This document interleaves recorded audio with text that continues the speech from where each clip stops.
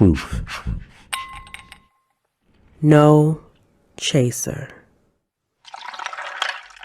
Welcome to Truth No Chaser. I'm Ashley. And I'm Jay. And I'm Frank. And this is A Shot of Truth, stirred with bold opinions, reversing the miseducation of the black community as it relates to health and politics.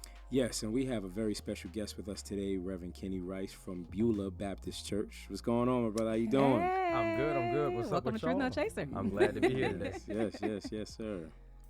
And today we're going to be talking about spiritual gates, defining what spiritual gates is, getting an understanding of it, identifying what spiritual gates are, what your personal spiritual gates are, and living a normal life while establishing boundaries. So, but first, as always, we're going to do our little icebreaker. And, I mean, we call it, you know it as America's team. But since we got the Rev here today, we're going to call it God's team. How about them Cowboys? We're going to call it God's team, you know. So this is a very special, near and dear to my heart, very special edition of Icebreaker. It's all Cowboys edition. You ready, my brother? No one's ready. Are you ready? Absolutely. We've been ready. We Okay. stay ready right Okay. Cool. First question out of the gate. As a Cowboy fan, who is your most hated rival? What team is your most hated rival? Ooh, that's... Loaded question. Yeah, that is a loaded question. I got a couple of them, but I'm going to go with the Philadelphia Eagles because the one that's sitting beside me is an Eagles fan. Yes, sir. And they talk big trash in Philadelphia. To be so relevant, so recent. I'm telling you. I got it's you. between them and the 49ers, though. I got you. All right, we're going to keep it. In Philadelphia, that's the thing. These guys don't even live in Texas. We got to keep it moving. That's what y'all told me. Y'all told me keep it moving. Keep moving. Right? You're right. You're right. So next question. All right. So you can only keep one. This is a tough one. Uh-oh. You can only keep one. Number 88, special. Drew Pearson, Michael Irvin, Des Bryant, C.D. Lamb. You can only keep one. Man, I just had a Lamb jersey on Sunday, but I think Michael Irvin is at the top of the food chain with the 88s, right? Yeah, and I would put C.D. Lamb above Des Bryant. Really? Des was solid, but CD got a different kind of CD talent. special. He's already he can play outside and he can play the slot. He's already 45 reception yards within his record. So it's crazy. Yeah, he's going to surpass. He's going to surpass Des Bryant for sure. That's what's up. Yeah, but I agree with you on Michael Irvin. Like, he sets the standard for. He's a legend. There you go. Okay, good one. All right, keep him on. Keep moving. Next question. I know all this. I'm about to fall asleep. Guys, I hope the audience is still with us. Where's your favorite? Who's your favorite all-time Cowboy? Ooh, Emmitt Smith. Gotta be Emmitt Smith. I wanted my number. I wanted my number to be 2020. How did I not meet this guy before? Where have you been keeping this guy? Come on. Now. In church. Under a rock. Come on. He's at church. Pull up every now and then. You have a big one. All right, last question. This one's funny. This one's going to be funny. So. All right, it's been a drought. 26, 27 years, something like that. Yeah. Would you curse out your entire congregation for a guaranteed Super Bowl? Absolutely. And I hope ain't none of them watching. I hope ain't none of them watching or listening, but absolutely. The Cowboys need to get a Super Bowl under their belt immediately, as of yesterday. Yeah. All right, cool. Frankie. I had to ask. He didn't even hesitate, though. He was like, absolutely. Right. He didn't even think about it. In a second out, I was like, I should have asked. This is inappropriate, but I had a feeling from your vibes. I've had a feeling you were going to give a good answer. Thank you for that, brother. I appreciate you. All right. Thank you for that. You're going to be in the pulpit making the list next week. I've been wanting to cuss this one. That's hilarious. Cowboys. All right, go ahead. Anywho, moving on to something more important. For those who may be watching or listening and do not know what spiritual gates are, can you give us a brief definition? Yeah, so as we talk about this, I think that it's really important to define our terms tonight. But I think when we talk about spiritual gates, we're talking about those things that literally are gate holders or segues into our spirituality and our spiritual lives in many regards. And so when I think of spiritual gates, I think both in terms of physiology and pneumatology. Pneumatology just means like spiritual, and then physiology means our body. I think that there's a particular way that our body literally functions as a spiritual gate. Like our eyes and our ears are the first receptacles to that which in many regards is spiritual. Of course, we can always talk about our intuition, our discernment, or having the spirit as a way of like gatekeeping or guarding against certain energies that protect us or that alert us of certain sensibilities. But I think that is twofold. So it's physiological, but then it's also like it's spiritual, it's pneumatological. There's something that exists within each of us, the psyche, the soul, the mind, that functions as a spiritual gate. And so when we talk about spiritual gates today, I think that it's important for us to keep in mind that it's twofold, that it's not one or the other, it's both and. Yeah. I knew this was gonna be good. Yeah. I knew this was gonna be good. Anyway, all right. So let's actually go ahead. You lead off with the next question, though. Discuss the significance of them. So me and Frankie were discussing yesterday or Monday on our call that we've heard of it, but we weren't really familiar with what spiritual gates were. So how do you know how can we word this? How do we know, or what's the way that we can recognize spiritual gates? There you go. How do we know for ourselves, Yes. like what our spiritual gates are? Yes, if you're a new beginner, a new Christian, a new Or if believer. they've been compromised. Like, how do we, like, what's that feeling? Or I Yeah, guess, so those are two very different questions, but I'll start with the latter and then work my way back to the former. So how do we know that our spiritual gates have been compromised? I think that energy never lies, and I think we have to be conscious of that, and I think you have to be in tune with your body and your spirit enough to know something is off, something has been compromised, something doesn't feel right. One of the things my dad always used to tell me when I first moved to Atlanta 13 years ago, if it doesn't feel right, if it doesn't seem right, it probably is not right. Trust your intuition, trust your gut. And so I think just to oversimplify it and make it as practical as possible for people, when we talk about your spiritual gates being compromised, that is a particular way of the spirit or your body letting you know that something is off in a fundamental way with whatever you are experiencing, right? And that's not just around people, but that's also experiences as well. There can be certain experiences that just don't match your energy or your aura, and it's important for you to know, one, who you are, and two, who you're not, so that you can know that this is something that's for me or this is something that doesn't serve me, and being able to move accordingly. So for those who may be wondering, like, how do I know when my spiritual gate has been compromised or my gates have been compromised? Because you can feel the shifting in your energy. You can feel the shifting not only in your energy, but in your spirit as well. There's something within you, again, intuition, discernment, spirit, whatever you want to call it. Howard Thurman called it the sound of the genuine.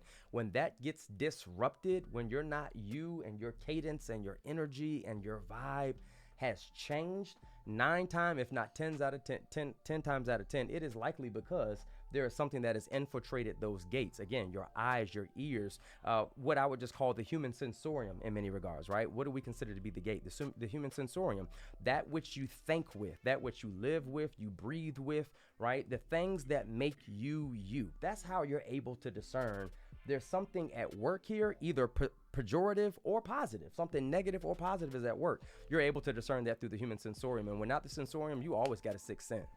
Outside of our 5 senses, we always have a sixth one, and that is, again, for me, I think it's intuition, discernment, spirit, whatever language you want to call it.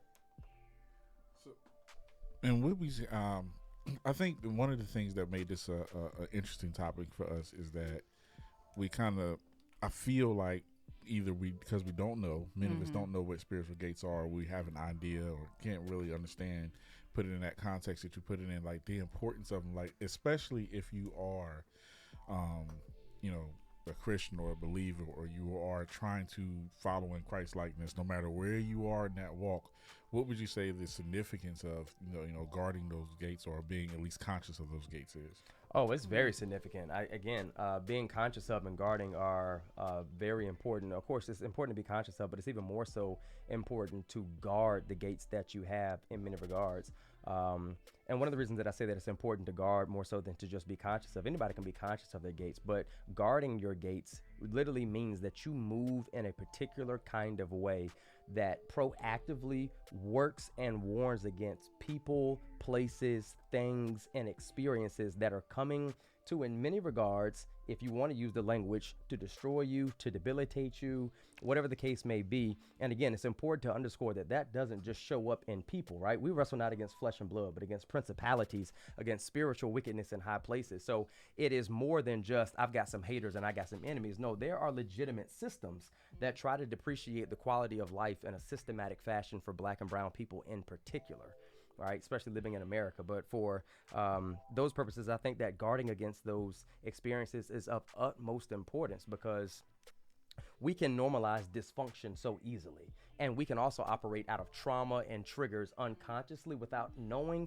And if we do that, again, we're normalizing dysfunction and or toxicity in a particular kind of way that's not healthy for us. And just as much as it's important for us to practice mental health, physical health, we also have to practice spiritual health. So if that means you got to get some squares up out of your circle, then so be it, to make sure that you can continue to walk in alignment and you can manifest everything that God has for you and that the universe is asking you to do. That's a buzzword these days, this notion of manifesting, but it is real, and that comes from our spiritual gates. It's a particular sensibility that allows us to work in alignment with the spirit and with the universe to proactively create whatever God has called us to do. Whatever God has called us to do. So now, personal question. Like, well, not necessarily so personal, but what do you feel of those? Like, I guess, what did you call them yesterday? Rituals, stuff like that. Yeah. What do you feel about those? Like ritual practices that people have to, because you can personalize your is what you're saying. Virtually what you're saying is you can personalize your spiritual gates. Like obviously the things that you feel like you don't need to feed your to be fed on your spirit rather. So, what do you feel about those like ritual practices that people do? Like Ashley just said, sage. Yeah. And what do you think about stuff like that? That's a really good question. And so I personally don't have a problem with those things. I think that whatever an individual has to do to ground themselves and to be their most authentic and whole selves, I don't have a heaven or hell to put nobody in. I'm not here to condemn anybody else's practices. And because I have had an opportunity to study a little bit more extensively certain ideas around philosophy, religion, and theology, I'm also very conscious of the fact that there are different religious traditions that practice different things. And then you have some individuals who like to claim that they're spiritual but not religious. We talk about and that, so if that's a part of your either religious practice or your spiritual practice, then do what makes you you. Do what makes you whole. Do what makes you come alive. Again, I love this mystic by the name of Howard Thurman. He says, don't ask what the world needs. Ask what makes you come alive and go do it, because what the world needs is people who have come alive. If you burning your sage helps you to come alive and to be centered and to be whole and to present your most authentic self to the world, which in my opinion is a definition of holiness, then I think that you owe it to yourself and to the people that you walk and talk with on a daily basis to do those things that center you. Now, I'm not talking about anything that's crazy or eccentric, because some folk like to claim practices as rituals that really are not ritualistic in nature, but they do those things in a ritualistic way. But again, I think the important piece here is do what centers you and do what grounds you and allows you to come alive. And I think that's the biggest thing, especially as we look at a number of different traditions from Native Americans or indigenous religious traditions, like some of the practices that they had, and I won't get into that because I know we're on a time limit here, but some of the practices that they had included burning sage, or it included the certain use of narcotics. And again, I don't want to go too far into that, but the idea was all of life is sacred. All of the universe is sacred, like in a very metaphysical kind of way. So if you subscribe to this idea of pantheism, God is in everything. And if you believe God is in everything, then anything can be sacred, in as much as we make a sacrifice that is something that can be considered sacred. So I think that that's an important aspect to keep in mind. Because I definitely feel that over time, it's evident that over time things get lost in translation, right? And the people have redefined them. One of the I read a meme a while ago that said, "Y'all rather manifest than pray," like because people have started to use that term, right? Manifest it and it'll happen. You understand what I'm saying? And they said it's kind of like that word is kind of taken, like replace the word prayer. Yeah. Jay has said something on the call, when we talked about this on Monday, that was interesting. When he said, when's the last time you prayed? You say you quick to want to, start, burning stuff and, but whatever you're using, are you replacing it with God? Are you, if you could, because even if you are not religious like you say you are, Right. but you are spiritual, when's the last time you prayed to whatever God it is that you prayed to, versus like, some tantric kind of like, saying like practice or something like that, and I think that's I think that's worth mentioning. The differences, the whole spiritual. I'm spiritual and not religious. Yeah. So I don't. While you're saying like whatever makes you, whatever grounds you. Mm-hmm. But the key thing that you say is that God is in everything, no matter. So Yeah. Even if you think it's the sage that's saving you, and I don't want to just keep harping on sage. I know there's other practices and stuff like that, but whatever it is that you choose, just know that the God is, and that was deep. I appreciate that. Yeah. So if I may, so there have been a lot of conversations around like this idea of manifesting, and I'm of the mindset that there's nothing wrong with that, but don't forget that faith without works is still dead. Like it requires more than just saying something, right? Scripture reminds, especially in the Old Testament, if you want something to come to pass, write it down. Right? The book of Habakkuk says, write the vision and make it plain that those who read it may run, and though the vision tarries, wait. So for me, that is an excellent model of manifestation, because I'm writing something, and when you write something, you are creating a covenant with the universe that this is an agreement that we are making. This is going to come to pass, right? There were certain goals that I've had in the last couple of years that I wrote down. Like every year I begin my year by writing down what my goals are.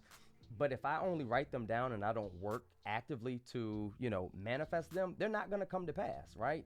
A vision is nothing more than a dream with action to it in many regards, right? So for me, it's important for individuals to understand that, yeah, we can talk about manifesting, but don't forget that still requires you to do work. That still requires you to work your 9 to 5 until you get your hustle off the ground and it's sustainable. Like you still have to put in the work. So I think it's important for us to underscore that. So yeah, you can manifest, you can burn all the sage you want to, you can journal, you can bike, you can do yoga, you can do whatever you want.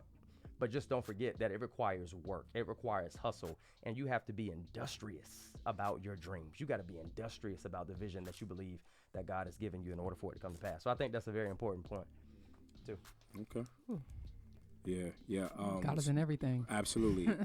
This wasn't a part of the questions, but I, like Ashley said, I wasn't too familiar with the term, so Google. Right. So but when I Googled it, I actually, I ran across something I was kind of interested in, and I just wanted to ask your opinion on it. So it mentions the gates in the book of Revelations, Revelations 21:12 to be exact, right? And it says that it references 12 gates. Mm-hmm. All right. So, I mean, are these like commandments or beatitudes? Like, because it's actually these are like 12. This is my first time hearing of it. Like 12 gates to enter and exit heaven, actually, So, do you know them? Yeah. So, the 12 gates are a really interesting concept in the book of Revelation. So, the book of Revelations is what is called Johannine literature. That means that it comes from the writer who was considered to be John. So, of course, you have like 1 John, 2 John, 3 John, the Gospel of John, or according to John. And then you have Revelations, which is considered to be Johannine literature. And all that means is that it's considered to be a part of the community that was written by John. So when John pens the Gospels, 1st, 2nd, 3rd John, or whoever penned it in that tradition, whoever wrote Revelations, it is considered to be in its belief a dream or apocalyptic literature, right? So it's this idea that John has a vision in the book of Revelations and writes down everything that he saw in the dream, right? For example, in Revelations, he says, I saw a new heaven and a new earth, and I saw the streets that were paved with gold, and the streams were flowing of milk and honey. And so John is now writing about some of the things that he is seeing proleptically in his dreams, right? And so one of those things that he talks about is a city where there are trees that have healing capabilities. He says there's a tree, or there are trees in this nation that have the power to heal, right? The leaves are good for the healing of the nation. And then he talks about these 12 gates to the city. And 12, of course, in biblical literature is supposed to be a very significant number, right? We have the 12 tribes of Israel. We have this idea of a woman who is sick for 12 long years, right? She's not 12 years a slave, but 12 years enslaved. And then in the same passage in Mark, you also have a little girl who's 12 years old who had died, the daughter of Jairus. So we see the number 12 coming alive a lot in biblical scripture and in language. And in many regards, John is playing on that, right? John is also talking about the new Jerusalem And the beast that he's talking about is referent to the Babylons, right? Or Babylonian captivity. So when he talks about the beast, when he talks about the new city, when he talks about the new Jerusalem, it's really like recapitulating what has already happened in history with Babylon. So after Egyptian captivity, Assyrian captivity, you have Babylonian captivity. So y'all know Jeremiah 29:11.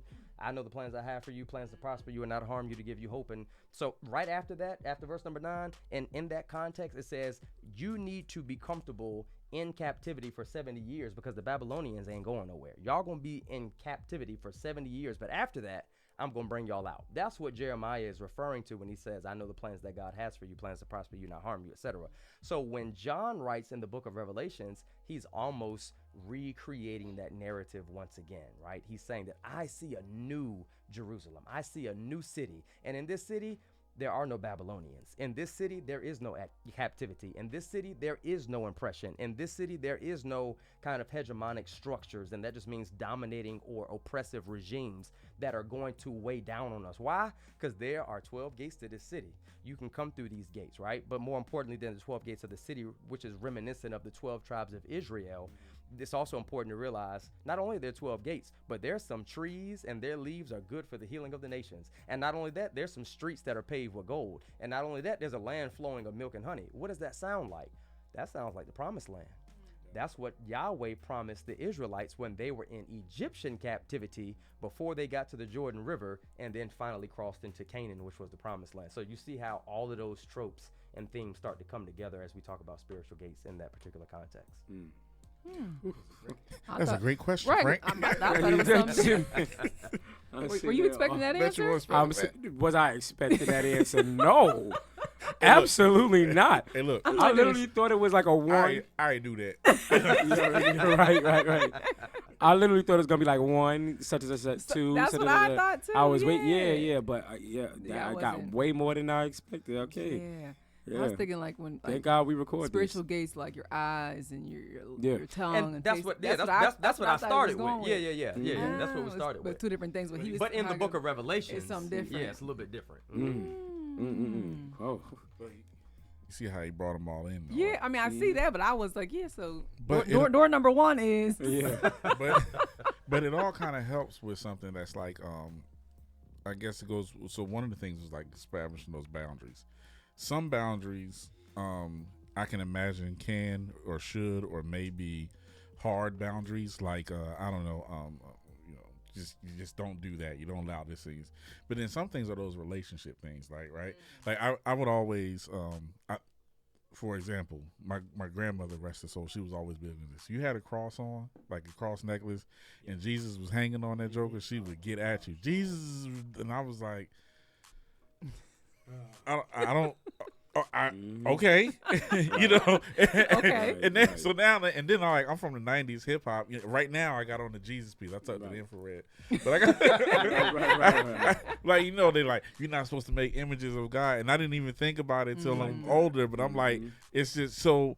My question is like there's also an element of relationship. I just want you to speak to it. It's not really even a question. There's also an element of relationship for me. My personal understanding of God is just like, okay, as I get closer to Him, if I'm on a spiritual walk that's of a Christian walk, and it's not to say that spiritual gates do or don't affect any other belief you may have, but if I'm on a Christian walk, my understanding of Christ is okay. As I get closer to Him, that He'll make what's acceptable for me or not acceptable based on He and I. All right, now that you're with me, we don't do that, right? You know what I'm saying? That's the way I kind of look at it. Mature. Yeah. So if you would just kind of speak on that from your perspective there, sir.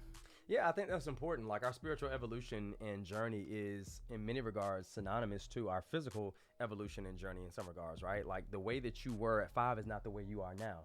I think one of the writers says that when I was a child, I thought as a child, I spoke as a child, I acted as a child. But when I became a man, when I became a woman, when I became of age, I began to move differently. I began to think differently. I began to act and speak differently as a consequence of the growth that I had experienced. And so I think it's no different with our relationship to God, Jesus, Buddha, whoever it is that you're in relationship with, right? It is the idea that as you continue to grow, as you continue to evolve and become, I think it is almost this language that is used by the metaphysician John Dewey, right? He talks about this in the metaphysics of becoming. We are never the same. even who you are in this moment is different than who you were 20 minutes ago, right? It is the philosopher Euripides who says that you can never step in the same river twice, because that river is in a constant state of flux and motion and movement. So if you step in the same Chattahoochee River today that you stepped in yesterday, you're not stepping in the same river. You're stepping in a different river. It may be the same location, it may look the same, but something on a very fundamental and different way is changed about that river, right? And so the same is true of us. We are never the same. We are uniquely shaped by the contours of our experiences, by our narratives and our realities. And so with that, as we grow in God, as we grow in the knowledge and in the faith or our beliefs, I do believe that you are held to a different standard, if you will, because I think that as we continue to manifest, as we continue to develop, and even as we come into the knowledge of God, whatever that might mean to you, if that's through reading scripture, if that's through life experiences,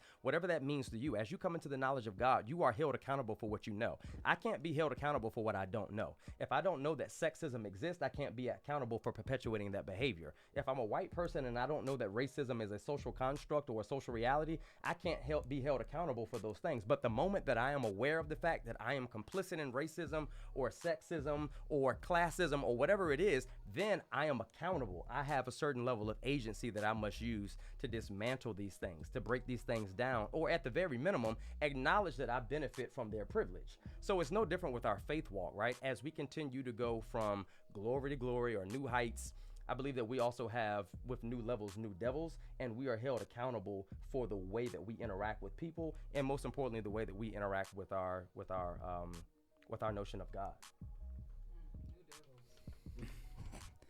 That struck a chord.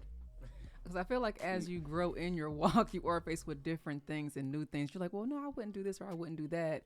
And then you feel convicted. Yeah. And for me, I'm like, well, is it really God speaking to me or do I just feel bad about something? Yeah. Mm-hmm. But I've noticed as I'm getting older, there are different things I'm dealing with now that I didn't obviously deal with 20 years ago. You know what I'm saying? But it's hard to shake certain things. And to your point, to what we discussed when we were in preparation for the call on Monday, my idea for what brought to the table this topic was like my wife was an inspiration. My wife obviously has a relationship with Christ and prayed up, and she's a dreamer, even as you mentioned earlier. But when she watched, like, when her spiritual gates were flipped up, eye gates are her thing. Mm-hmm. Especially when we watch, like, she can watch this, that, and the third, but when she watches a movie that's like a horror movie, one of those, like those Omen, or the one with the nun, the Exorcist, the nun, and all of them right there, she'll tell you, she's like, she'll either cut it off, I can't, and if she does finish the movie, she's like, I'm not right, she can't sleep right, and she's like, and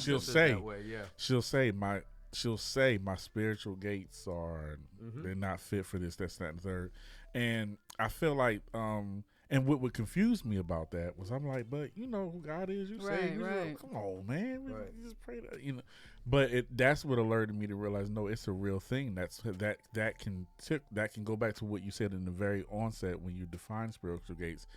It starts to prick at that connection being. Yeah. Yeah, and I think that's important, again, to recognize that. So as complicated as energy transference can be, or some of you all may heard people say, like, I'm not going to let certain people lay hands on me, or I'm not going to hang around, because you can transfer energy. Now, what it looks like to have a spiritual transfer, that's going to be another whole podcast session. We'll have to talk about that on another day. But energy, fundamentally, we are energy. Like, at the end of the day, we are particles, we are atoms, we are molecules, we are made of energy, and you can feel somebody else's energy if you are centered enough, if you are grounded enough, if you listen to what people are saying and even what they're not saying, you can very quickly catch somebody's vibe. And so with that, my sister's the same way. She hates watching horror movies like The Exorcist or The Conjuring, stuff like that. And it doesn't bother me. I love Conjuring. I mean, I love I love that whole series.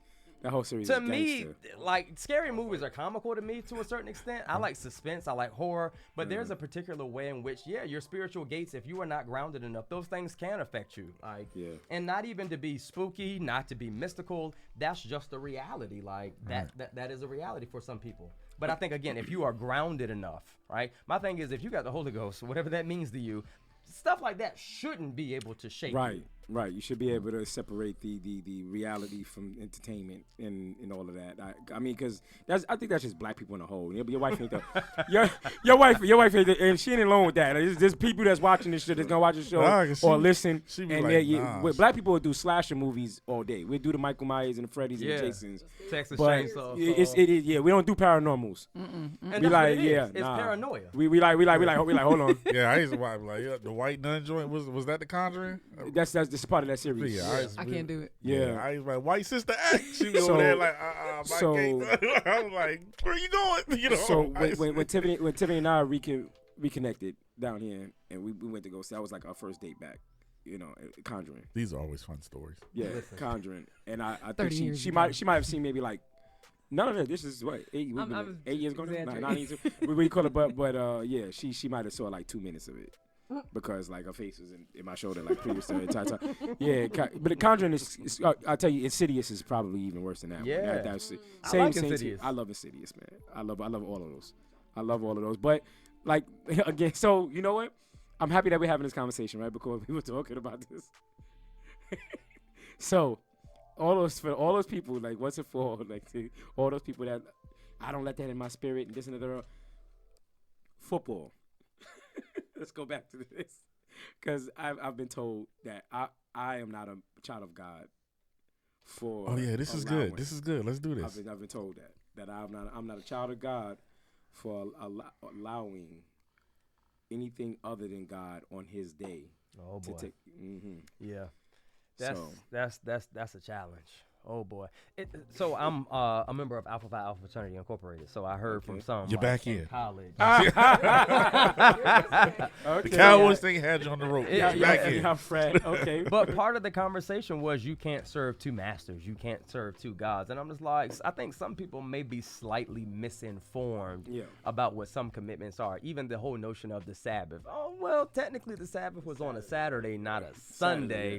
But if you want to get into it, okay, we can go there. I think the temptation for some people is to try to over-spiritualize certain things and decontextualize them. Like you talked about the miseducation towards the beginning. Some of our people, and not just our people, but people writ large, have been grossly miseducated. And it's not to any fault of their own. I had a cousin growing up who refused to let individuals watch Harry Potter or Lord of the Rings because they were practicing witchcraft and sorcery and paganism. And I'm like, but half of Christianity is full of paganism. So like, what is the real issue here? I think it fundamentally boils down to there being some misinformation, like the idea of Halloween being the devil's holiday. Yeah. That's the furthest thing from the truth. Halloween is literally hallow, which is the word respect or venerate, and Eve, which is German for eve of. Like, so it's the eve of respect and veneration on October 31st. And then November 1st is what we call All Saints Day. All Saints Day is a religious holiday where we honor and venerate the individuals who have come before us, who have blazed the trail, laid the foundation, paved the path. And so we're over here calling October 1st the devil's holiday. Talk about and it's miseducation. not. Talk about miseducation. I thought it was the nigga with the pumpkin head and all that. I was completely duped my whole life. Jack-o'-lanterns and everything. No, but it has nothing to do with that. It really is the eve of the Day of the Dead, or All Saints Day, where we honor the relics and the saints of the church, like Mother Teresa and Martin King or whoever. I feel horrible because I'm 42. It's not like I'm 10. Red flipping everything. Right. Wait I a learned minute. today, years old. Like, But yeah, that's literally what So it what's the means. real And story on crack? You know? So what you're saying is weed is good. well, God is in everything. from the earth, from the earth, from the earth. I'm just God saying. is in everything. The Bible says the earth is the Lord and the fullness thereof. I hope none of my people are watching. I cannot. What time church? They good around. You little Baptist. Right, what time is your You said service? you needed. I like your You said you need somebody on audio. You said you needed a cameraman to promote this. Right? I use my iPhone. Oh my God, man. This is Wow. But a lot of the things that we have Wow. just deemed as problematic as a society or as religious communities, again, it's rooted in either control or just misinformation. Yeah. And, you know, I want to be sensitive to people's training and theologies. I don't want to offend anybody, but that's the reality. Like, a lot of what has been spewed and perpetuated has been grossly taken out of context. And we will continue to perpetuate those ideas if we don't have people who are in positions of leadership who are thinkers in many regards and who understand the importance of getting your learning what you're burning, so to speak. That's what my grandmama would say. Burning what you're burning. I like that. I'm just sitting here in awe right Yeah. now.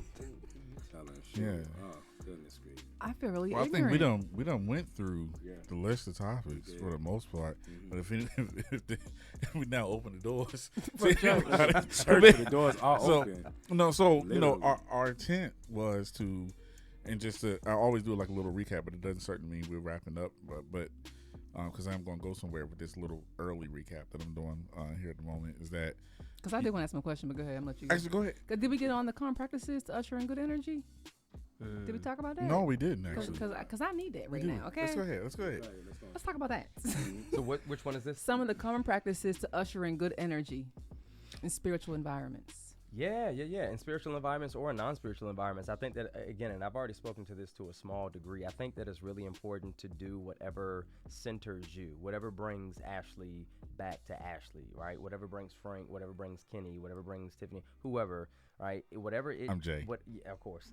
Whatever, our resident Eagles fan, whatever it takes to center you, and again, for you to feel like your most authentic self is what is so very important. I think that is necessary to jettison or to get rid of people, places, experiences, and things that do not serve you. And one thing that I have found to be my truth is learning how to say no.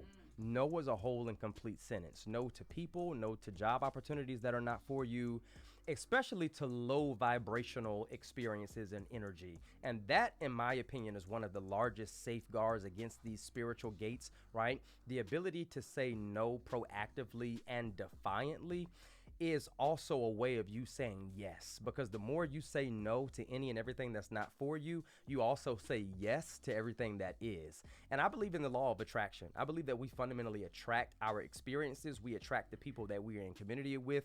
We attract the jobs that are available to us. And I know that there's a certain element of privilege to that, right? Because your resume has to be at a certain place, all of that. I get that.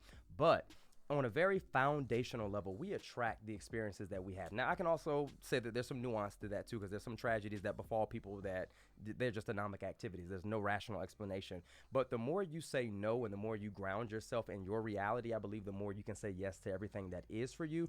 And the more you say no to what's not for you, you open space. You create portals in the spirit and in the universe. And I think that it's also important to practice gratitude. Right? The more you practice being grateful for what you do have as opposed to what you do not have, you create space for the universe to give you more to be grateful for. This is my experience. That's my truth. And so I think that it's important to be conscious of people. I think that it's important to be cautious of the experiences that you have. And then I think it's also important to be courageous in all of your pursuits. And what I mean by that is not just saying no, but don't take no for an answer from others as well, right? As it relates to grounding yourself spiritually, be able to pursue your wildest dreams, because I promise they are attainable. You may not be able to do it by yourself, but they are attainable. Be cautious of the people, be conscious of your experiences, but then be courageous in your pursuits. Whatever you believe that you can manifest, it can be done. You may not be able to do it by yourself, but in terms of curating practices on a daily basis, that's what's important. Consistency is the name of the game. You don't have to be great, you have to be consistent. And I think that's one of the things that I learned from the Mamba, like Kobe Bryant, is every single day by 5 a.m. I'm in the gym when my opponents are still sleeping and they ain't getting up till 7. If you want to be great, be consistent. If you want to have any kind of spiritual authority, be consistent, right? Little prayer leads little power, but much prayer yields much power. However you think of power, whatever you think the end result of prayer is, that's fine. But if you don't do it consistently, you're not going to get a result. If I don't go to the golf course and practice my swing, when I go to play 12 rounds or 8 rounds or 18 rounds or holes, I'm not going to be as good as I could be because I have not consistently given it my all. So I think when we talk about actually curating practices that are meaningful for us to vanguard our safe outlets or our spiritual gates, it's important to be consistent, learn how to say no, be cautious of the people that we hang around, and be conscious of the experiences that we invite into our circles and our orbits as well. Be careful of what you attract. That was a strong last one. Because- What you attract. Really was. Because light also attracts bugs. And we always got to be conscious of that. Everything that we attract is not always good. Even though it may feel good to us, it ain't always good for us. Oh, Lord Jesus. Light. Light. Also You're- attract bugs. Tiffany Also beats. Repeat that sentence again. I Light, like light that. does what? Light attracts also bugs. attracts bugs. And here's what I've discovered, especially as I talk about this in my therapy sessions, and I've been in therapy for the last 4 years. As you heal, you attract new people to you, but healing is equivalent to light in many regards. Light does not just bring light. Light also brings darkness, right? Light can Yeah. also attract bugs as well. Moths are attracted to flames. But that doesn't necessarily mean that it's good for the light and the light's sake, right? So as you continue to heal, as you continue to sojourn, as you continue to grow and develop as an individual, both spiritually or physiologically and pneumatologically in the spirit and just in a very physical way, your growth is going to attract people. And some of those people will be good for you and some will Yeah. be bad for you. And you've got to be bold enough to walk away from things that no longer serve you. That's the key right there. Bold enough to walk away from things that no longer serve you. Because sometimes people make it feel like you're the issue. When you start growing and doing different things, they make it seem like you're the problem. So then you start Yeah. questioning, like, well, damn, maybe it is me. Yeah. But it's just because you're okay. Yeah. And I'm gonna tell y'all this: in the last year of my life, my attitude has been it's Jimmy Crack Corn, and I don't care. I don't care if I offend you. I don't care if you don't like me. I am moving in such a way in this season of my life that one, honors the God in me, Right. and two, honors my wildest dreams. In this season of my life, listen, I do not care what you got to say, what you think. This is the year for me to do it scared. Right. And I think we honor our truest selves and we honor the God in us when we're able to walk away from experiences and from people who no longer serve us. We say no to the things that are not for us because, again, even though that vision may tarry, it's going to come to pass after a while. Like the Right. things that you were praying for, fasting for, believing God for, manifesting, writing down, working day after day for, it's going to come to pass after a while, in as much as you stay consistent. But you've got to be able to vanguard your spirit and don't share what you are working on with everybody, right? Joseph, our friend in the book of Genesis, learned this the hard way. He kept telling his brothers about the dreams that he had. Some stuff you need to keep to yourself. And it's not about being secretive, it's about being selective. Because everybody ain't for you. We all old That's enough to know real. that at this season in this space in our lives, like there's some family members who are jealous of you. There's some friends who they applauding you, but they doing it from afar. Like there's some people who will watch your Instagram stories but never like your posts because they only want to see what's going to happen, and then they're not going to clap until everybody else starts clapping. Bump them. I'm not interested in them kind of people. I need some ride or dies with me. Right. But I've learned not to divulge all of my dreams and visions with people who I just know, based on energy, based on experiences, whatever the case may be, they're not really rocking it with me in this season. And that's okay. But you got to be able to walk away from those kind of people. That's a whole clip right there. For real. The whole clip right there, right? What time was that on? Make sure we get this on the first We got- Instagram I'm about post. to ask him something off topic. And another thing, listen, That was a whole like. this a whole is the other 2023. thing that I have experienced as well. We've got to learn to stop casting people for roles they never auditioned for to be in our lives. Now, that's the biggest one for me, right? If you have not auditioned for a role, why am I trying to cast you for it? And that's professionally, that's personally, that's spiritually, whatever the case may be. Stop trying to make people something in your life and in your space that they're not. Again, because you, in many regards, by doing that, are not honoring yourself. You're dishonoring the sound of the genuine within you. You are not living into your most authentic and fullest self by doing that. Let people walk away. If you walk away from me, you were never mine to begin with. Like that's the mindset. So as we talk about practices for centering yourself and guarding your spirit, all of these are notable lessons that I think are of utmost importance for any believer, regardless of what age or stage you are in life. It's so much easier said than done. Then Very much there so. are people in my life I'll be like, "Man, That's real. They not for me. You know what I'm saying, like, they ain't clapping, they ain't supporting, but I'm like, but that's my peoples, and you know, to have fun. So I'll be like, how do you just walk away and cut them out? Yeah. And sometimes maybe it's not. This is me learning.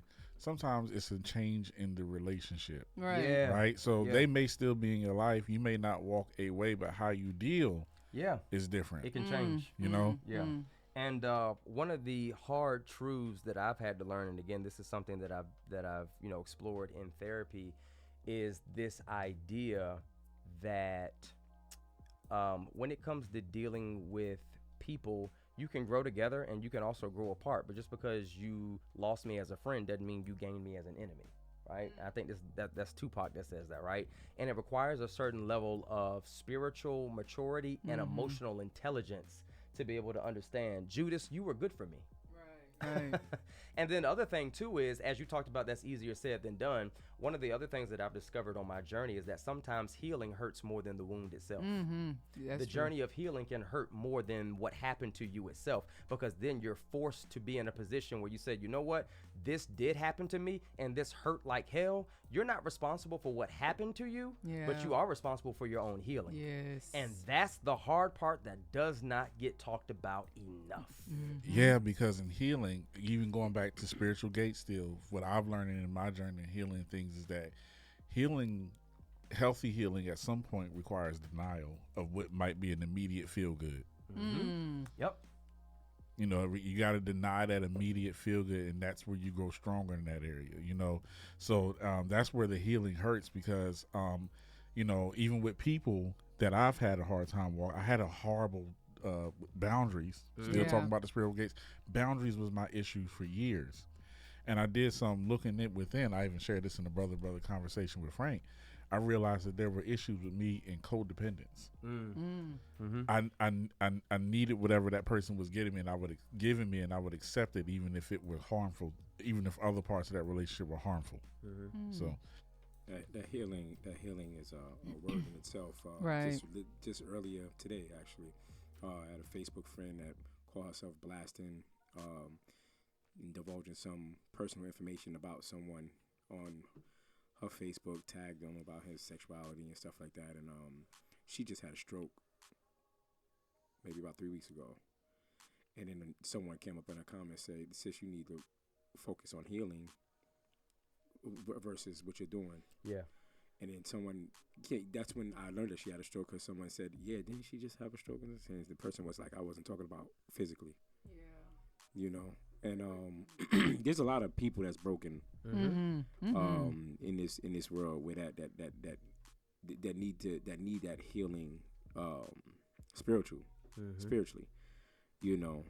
So that's deep, man. That's deep. I was sitting here jotting down all the tattoos I'm gonna get from, because you dropped like 3 colloquialisms that's just gonna stick with me for the rest of it, and I'm just trying to figure out which one I'm gonna get. No is a complete sentence. Light also attracts bugs. One of these I'm gonna get tatted on my arm. Stop giving people parts for what roles they didn't audition for. I love that. Yeah. I said Ashley's gonna put that in her motivational. I think mine was the light attracts moths, but it doesn't necessarily mean it's good for the light. Because it attracts them.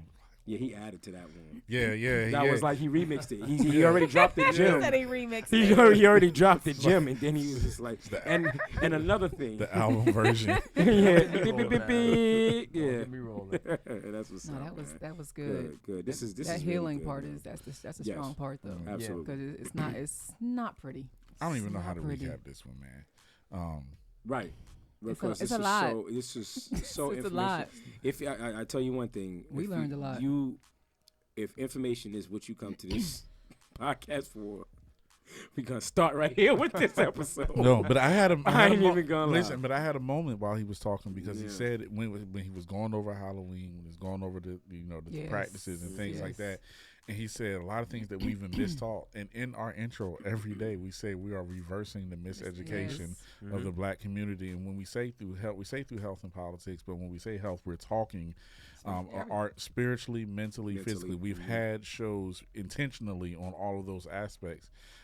Because we realize that, and it goes back to the name of the show. Some things are true, some things can be factually this, that, and the third, and some things can be true based on a perspective, but some things are absolute truth. Right. And there are some absolute truths that our people are suffering from not knowing or having the proper light. And so we intentionally seek out those who have studied, those who have dedicated themselves and have had an understanding and revelations and preparation so that you can share that truth with our people in love. Yeah. And it reminds me of Plato's Republic, where in this scene about the allegory of the cave, there's an individual who's been in the cave for years and they know nothing other than darkness, and they go out to the light. And what do? They don't stay in the light. They go back to the darkness because that's what they know. That's what's been pathologized and habituated within them to become used to the dark. And we're the same, right? If we see knowledge as this kind of metonym for light, rather than embrace something that might cause us to think differently and then live differently, what do? We put our heads back in the dark and say, nah, I ain't rocking with that, right? What philosophy is that? And they say, what? They teach what?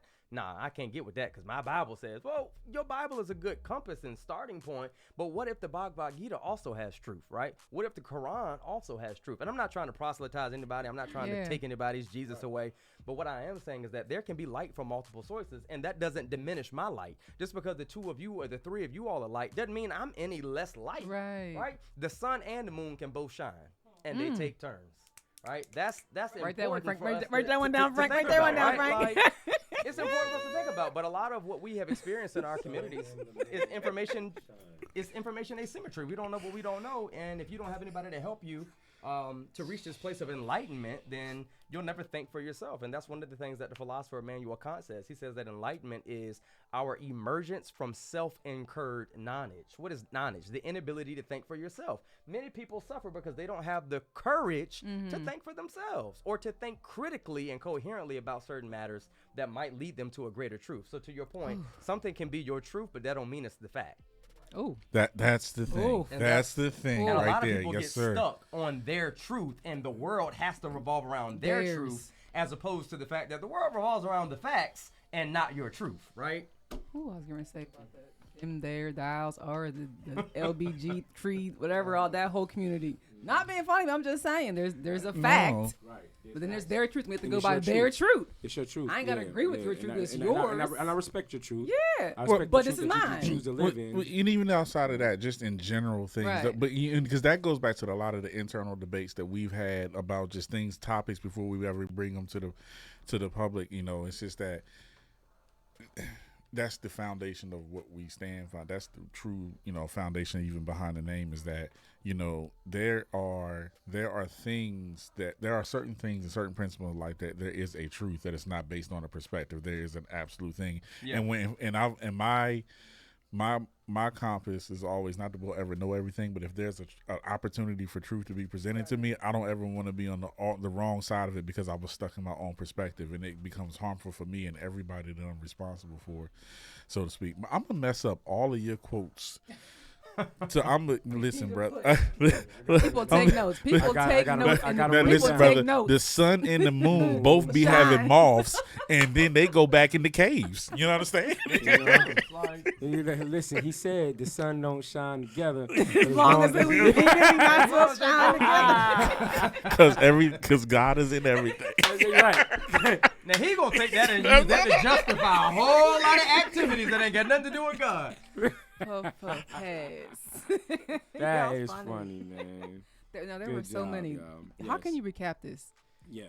You need to put in the description. Take notes. I'm gonna keep People it raw. Take notes. So listen, Yeah. I'm gonna keep it raw. Listen, Right. we wanted to have a show based on spiritual gates. Why? Right. Because we understood that there was a significance to them, even for those who did not know what they were, and for those who had an idea where we couldn't define them, but we recognized that there's something important about this. And if there's something important about this, one thing that is for certain, whether we know it or not, whether we accept it or not, that there is a such thing as spiritual warfare. Yeah. It is the warfare that matters above all things in this life. So because there's a thing called serious warfare, and we are truth no chaser, that even if it was something that we couldn't understand, we wanted to bring someone who could speak on it.